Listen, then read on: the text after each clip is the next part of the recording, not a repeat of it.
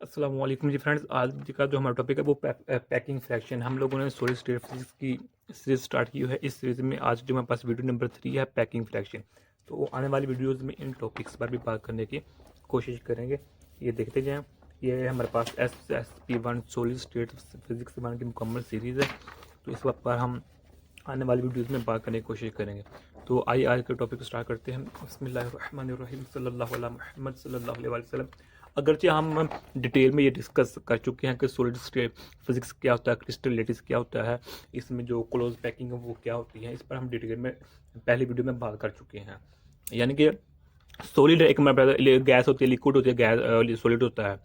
तो गैसेस में मालिक्यूल बहुत ज़्यादा दूर होते हैं, लिक्विड में मालिक्यूल बहुत उससे कम दूर होते हैं, और सॉलिड में जो मालिक्यूल्स होते हैं, एटम्स होते हैं, वो उससे कम दूर होते हैं। यानी कि सॉलिड में जो डिस्टेंस होता है एटम्स के दरमियान वो बहुत कम होता है।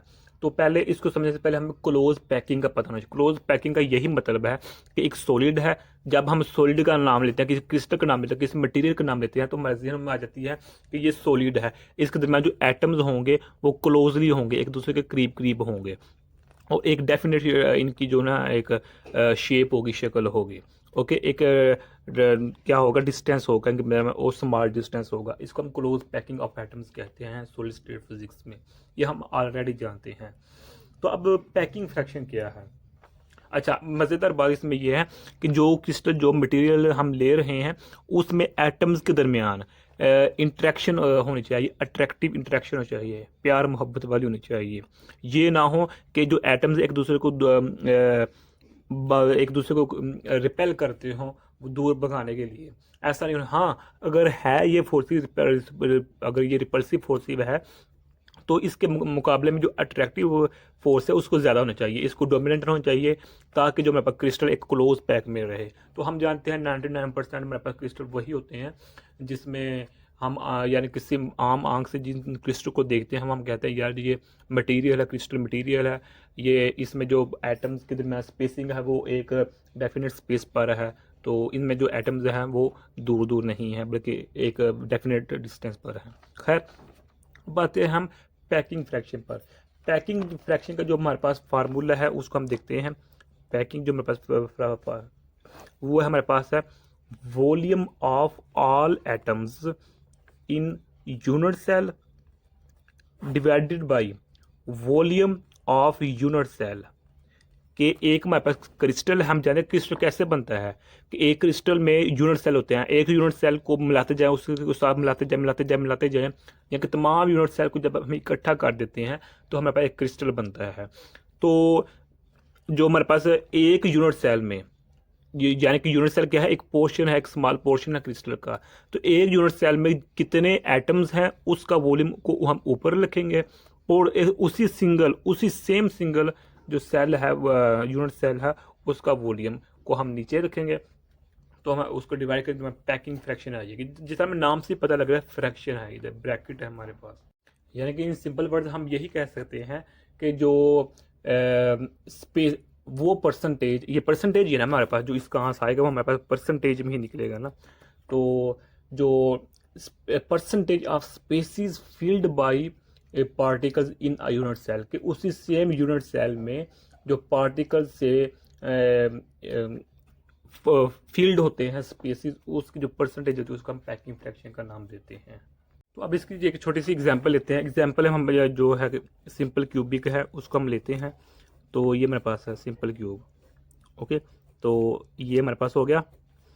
तो अब इसकी हम फ्रैक्शन पैकिंग निकालने की कोशिश करते हैं। हम जानते हैं कि ये 8 कार्नर्स हैं, तो 8 कार्नर्स पर हमारे पास क्या होते हैं, कार्बन एटम्स होते हैं। सॉरी, ये यहाँ भी नहीं है और यहाँ भी रहेगा। तो 1 2 3 4 5 6 7 8, 8 कार्नर्स हैं। तो 8 कार्नर्स पर हमारे पास कार्बन एटम्स हैं।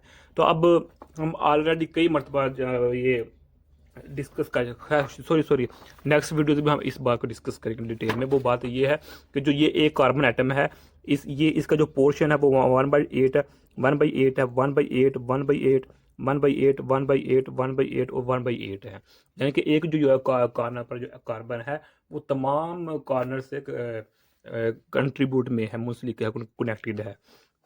इसका आंसर हम इस तरह निकाल सकते हैं, इस तरह। ओके, 8 कार्नर्स हैं, तो हर कार्बन पर 1/8 पोर्शन है, तो इसका आंसर 1 आएगा, या इस तरह निकाल सकते हैं 1/8 1/8 1/8 1/8 1/8 है, ये भी 1/8 है, तो ये 8 हो गए। तो इनको जब हम आंसर ले आएंगे तो भी 1 आएगा। इस तरह कर लें या इस तरह ले आएँ, और एक ही मतलब है। ओके, तो टोटल एटम्स हमारे पास क्या होंगे, 1 होगा। तो लिहाजा पर यूनिट सेल मेरे पास एक एटम होगा। तो अब हमारे पास फार्मूला ऊपर लिखा हुआ है, तो हम जानते हैं कि जो हमारे पास एटम्स का वॉल्यूम होगा, किसका, एटम्स का जो वॉल्यूम होगा वो हमारे पास इसके इक्वल होगा, ये हमारे पास एटम्स का वॉल्यूम होगा। ओके, ये 1 यहाँ से आया, ये वाला 1, और जो ये मेरे पास क्या होता है, एक एटम का जो मेरे पास वॉल्यूम होता है वो इसके इक्वल होता है। तो हम एटम्स का निकालना चाहते हैं, एटम्स का। ओके, कितने एटम्स हैं, तो एक एटम का ये है, तो इसकी कंट्रीब्यूशन का 1 आ गया है। तो ये हमारे पास है, ये क्यूब है, आर क्यूब है, और आर का हमारे पास एटॉमिक रेडियस है हमारे पास।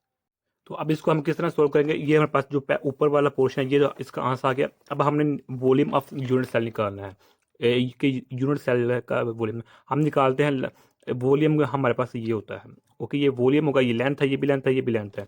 तो अगर इनको मल्टीप्लाई करें तो हमारे पास एरिया आएगा, इन तीनों को मल्टीप्लाई करें तो हमारे पास वॉल्यूम आ जाएगा। खैर, तो अब इसको हम फार्मूला पुट करते हैं इधर, और हम जानते हैं। अब यहाँ देखो जो स्ट्रक्चर है मेरे पास, ये क्या है, एक प्रिमिटिव सेल है। अब प्रिमिटिव सेल क्या होता है, इसको हम पहले वीडियो में डिस्कस कर चुके हैं कि ओके, कि जो मेरे पास बस इस सिंपल वर्ड्स में यही समझने का, जो स्मॉलेस्ट जो मेरा पोर्शन होता है, जो क्लोज्ड होता है, ये देखिए चारों पासों से मेरे पास क्या है, क्लोज्ड है। तो ये मेरे पास प्रिमिटिव सेल है। तो प्रिमिटिव सेल में जो मेरे पास ए होता है वो इज इक्वल टू 2r की इक्वल होता है। तो ये वैल्यू हम यहाँ पुट करेंगे, ऊपर 3 है, तो मेरे पास बन जाएगा 2 2 4, तो 8r3 बन जाएगा। अब यहाँ वैल्यू हम पुट कर देते हैं इस फार्मूले में। तो पैकिंग फ्रैक्शन में इसको हम एटॉमिक पैकिंग फ्रैक्शन कहते हैं, एटॉमिक पैकिंग फ्रैक्शन कहते हैं। तो ऊपर वाले का आंसर हमारे पास क्या आया था, 4πr³। तो नीचे वाले का क्या 8r³ है, ये इससे कैंसिल है, तो ये है। तो ये हमारे पास बन जाएगा। ओके, तो अब इसको सॉरी, ये इससे कैंसिल हो जाएगा, तो ये नीचे आ जाएगा जी, ऐसे ही है। तो ये मेरे पास 6 बन जाएगा। अब इसको जब हम सोल्व करेंगे तो मेरे पास आंसर ये आएगा। इसका मतलब क्या है कि 52% है, यानी कि इसका मतलब क्या हो गया कि जो इस ये स्ट्रक्चर है प्रिमिटिव सेल जो मेरे पास ये है, इसमें 52% हमारे पास क्या है, स्पेस मौजूद है। ओके, बाकी में हमारे पास एटम की जो वॉल्यूम होगा। तो यही आज का हमारा इतना सा टॉपिक था। तो नेक्स्ट वीडियो में हम जो स्टार्ट करेंगे स्ट्रक्चर्स को, जिसमें हम सोडियम क्लोराइड को देखेंगे, सीजियम क्लोराइड को, जिंक सल्फाइड को, और डायमंड के स्ट्रक्चर को देखने की कोशिश करेंगे अलग अलग तौर पर। तो तब तक के लिए अल्लाह हाफिज़।